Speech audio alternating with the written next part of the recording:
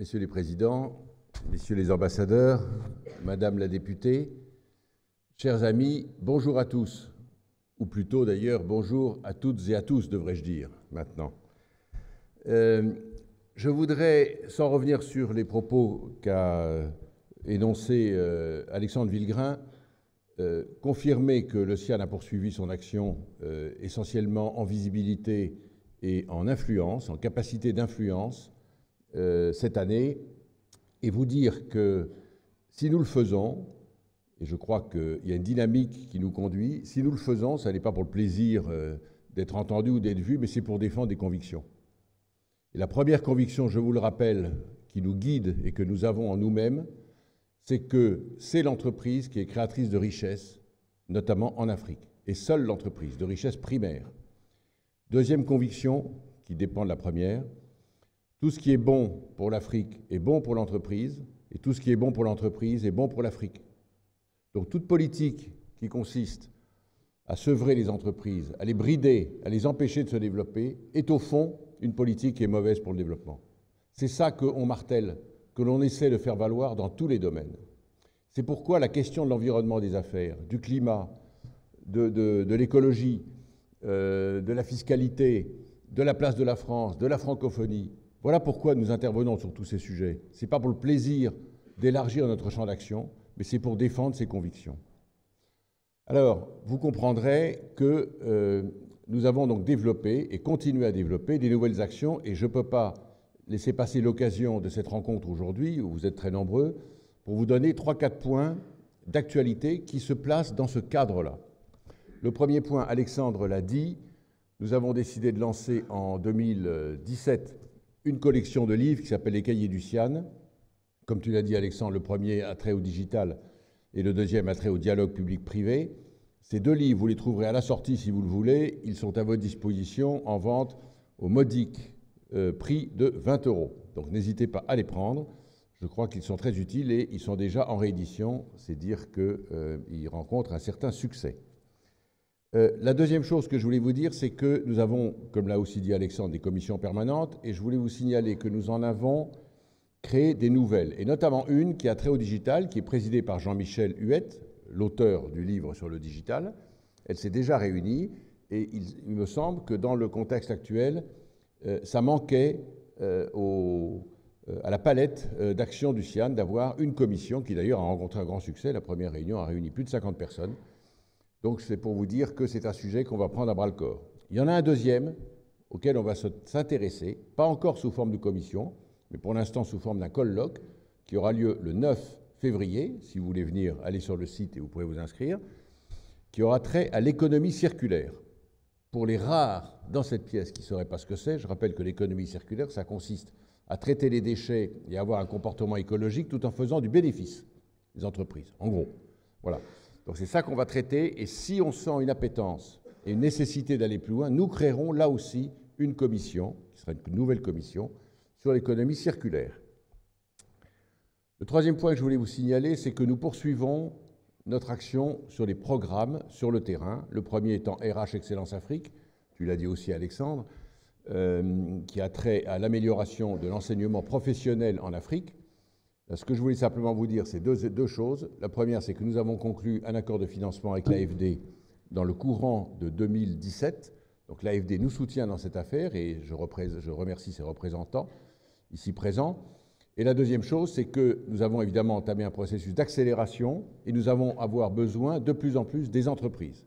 Donc vos entreprises, vos représentants locaux vont être sollicités par RH Excellence Afrique pour adhérer au programme.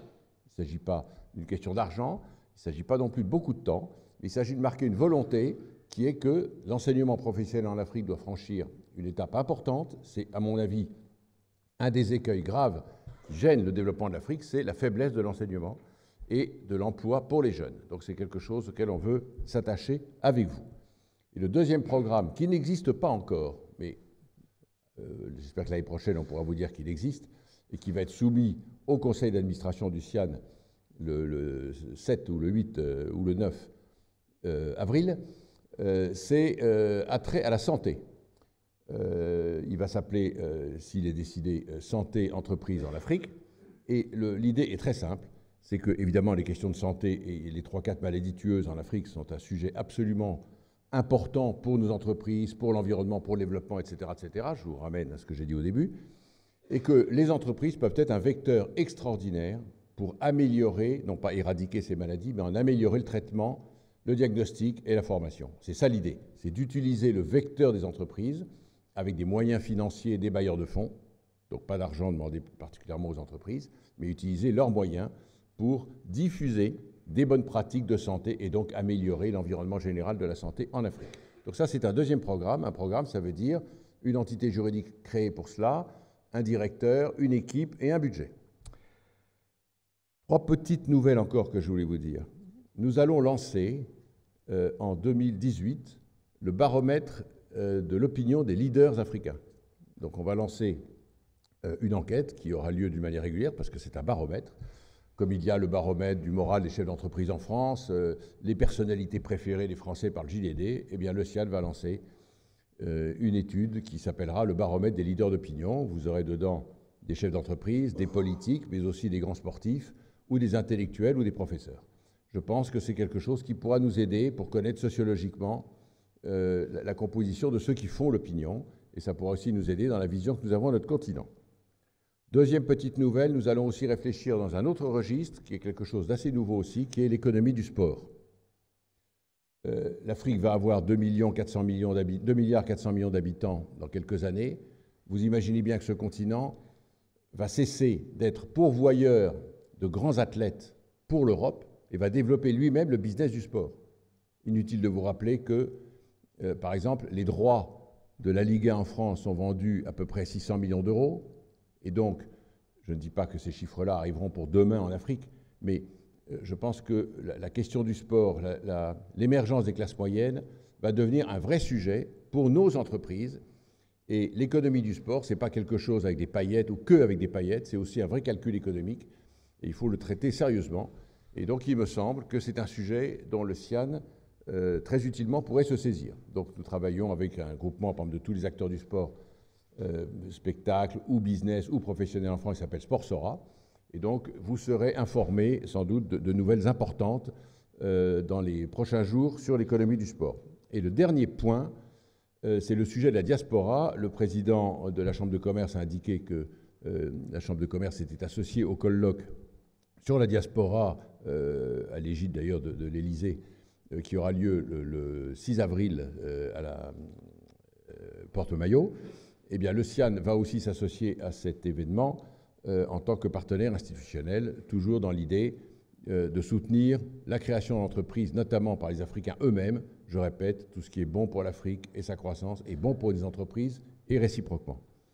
Je vous remercie et si je peux moi-même aussi exprimer un petit vœu, c'est de souhaiter que ceux qui ne sont pas encore membres du CIAN, nul n'est parfait, eh bien inscrivez-vous au CIAN et que ceux qui y sont, participez encore plus. Je vous remercie.